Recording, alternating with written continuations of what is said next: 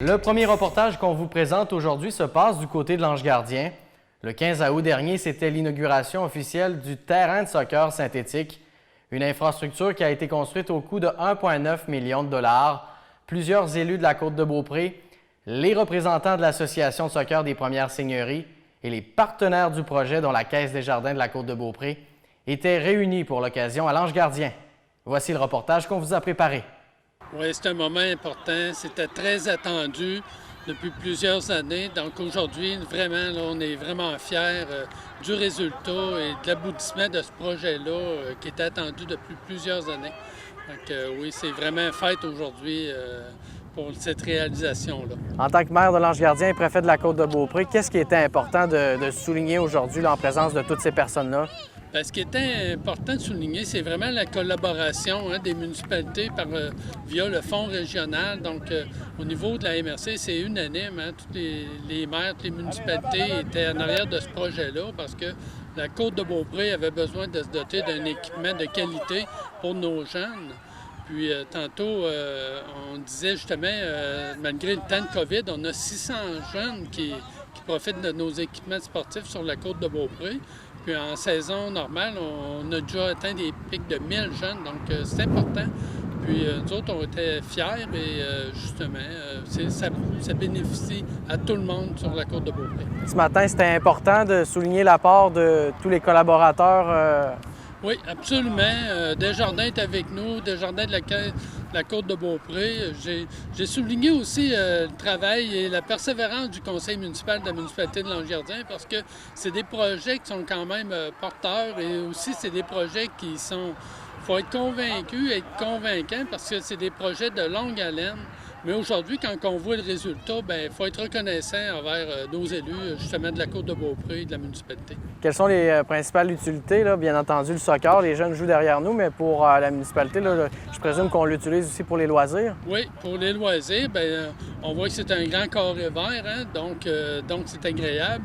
Puis aussi, bien, on a le drainage, donc après une intempérie, bien, il est utilisable immédiatement. Donc ça, c'est un avantage. C'est pas un stade couvert, mais c'est en plein air, tout ça.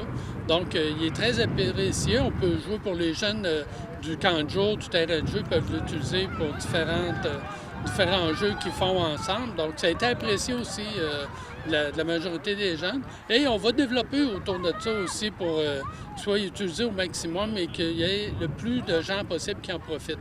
Donc, on comprend que c'est un terrain de soccer en premier. Donc, les autres sports qui se prêtent à ça bien, vont pouvoir être utilisés aussi. Monsieur Lefrançois, merci beaucoup pour l'entrevue. Ça me fait plaisir. Merci.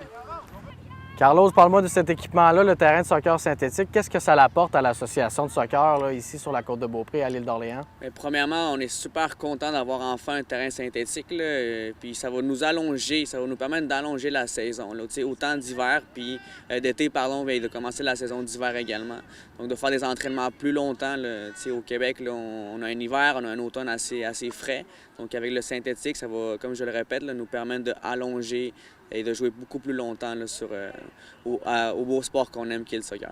Et comment ça se passe, là, la saison avec la COVID-19 et tout ça? Là? Vous avez été en mesure quand même là, de planifier la saison rapidement? Ça a été, oui, ça a été une drôle de saison, si je peux appeler ça comme ça. Là. On a beaucoup de gratitude de pouvoir jouer cet été. C'est sûr qu'il y a beaucoup de protocoles à suivre, là, c'est au niveau de la santé publique. On a vraiment été capable de tous les suivre et d'avoir une saison. À part de ça, là, je pense que c'est de mieux en mieux. Là. Les protocoles ont aussi changé, mais on est content d'avoir joué cet été. Et comme je vous l'ai dit, là, il y a un protocole qui est quand même établi, mais on a réussi de jouer. Puis, il y a eu quand même des inscriptions. On s'attendait à ce qu'il y en ait de moins, mais il y en a eu quand même beaucoup. Et aujourd'hui, c'était la Coupe du ruban, mais il y a quand même déjà des matchs qui ont été disputés ici. Là. Est-ce que les gens apprécient ce nouvel équipement-là? Tous les commentaires qu'on a eus jusqu'à présent, c'est que c'est un terrain incroyable. Donc, c'est un nouveau terrain. Là, le gazon est de qualité. Et surtout aussi, beaucoup de terrains synthétiques dans la ville de Québec, aux alentours, ils ont des lignes de football. Donc, c'est football et soccer. Le nôtre, là, on est chanceux de ne pas avoir de lignes de football et ainsi pouvoir jouer des matchs sans se mêler au niveau des lignes. Donc c'est important d'avoir un terrain comme ça pour faire rayonner l'association, que ce soit dans la région de Québec ou dans la province? Là? C'est essentiel. Donc, moi, je trouve que c'est essentiel. Comme je le répète depuis le début, là, si on veut jouer plus longtemps, c'est essentiel avec la température qu'on vit au Québec. Puis surtout, là, aussi, les jeunes apprécient de jouer là-dessus. Là. Presque chaque club là, ou gros club aux alentours de la ville de Québec joue sur du synthétique. Donc, si on veut compétitionner et puis être sur la map, je pense que c'était essentiel d'avoir un terrain synthétique également. Carlos, merci beaucoup. Ça fait plaisir. On est très content d'être présent à l'Association de soccer et tous ses membres. C'est sûr qu'enfin, la réalisation de ce projet-là, ça fait 5 ans qu'il est en cours, mais aujourd'hui, nos jeunes, nos joueurs, tous nos membres peuvent profiter d'une infrastructure formidable, un très beau terrain.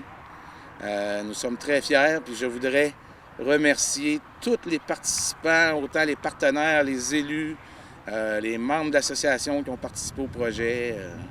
Vraiment, super bel job. Merci. Puis depuis le début de l'été, là, il y a des matchs de soccer qui se jouent ici. Là. Les commentaires des visiteurs sont bons. Les joueurs apprécient cette infrastructure-là? Oui, effectivement, Thomas. Les commentaires qu'on a, c'est effectivement un des plus beaux terrains sur... Bien, pas sur la côte de Beaupré, c'est le seul, mais un des plus beaux terrains dans toute la région de Québec. Puis l'environnement, l'espace, la place, c'est magnifique aussi. On a seulement des bons commentaires sur le nouveau terrain synthétique. Et aussi avec la période hivernale au Québec, ça vous permet aussi de rallonger la saison de soccer? Oui. Oui, le rallongement de la saison de soccer, j'ai regardé beaucoup le développement du terrain ce printemps. À partir du 15 avril, on aurait pu commencer à jouer sur le terrain.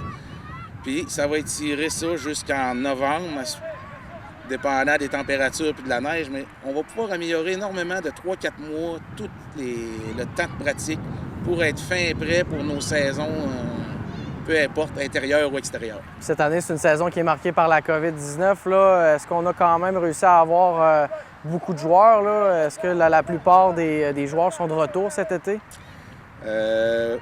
On a une baisse de 25 de joueurs qui sont de retour, mais on est quand même très fiers pour la période qui était assez courte d'inscription. On a réussi à monter notre membership à 600.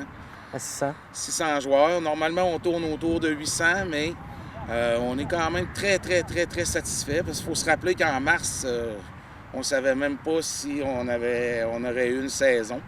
Puis pas avoir de saison pour une association comme nous autres, ça serait catastrophique là, pour la pérennité de l'association comme telle. Hey Yann, merci beaucoup pour l'entrevue. Je vous remercie. Bonne fin de journée.